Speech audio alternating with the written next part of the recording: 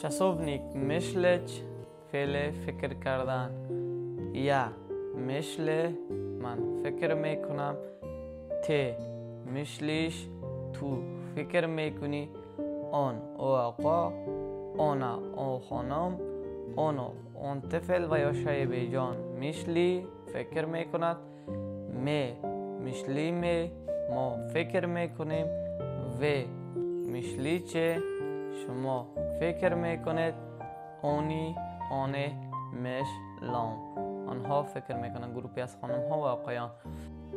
هرگاه بخوایم به صورت جمله استفاده کنیم به زبان پولندی اینطور نمیگوییم myślę to dobre pomysł.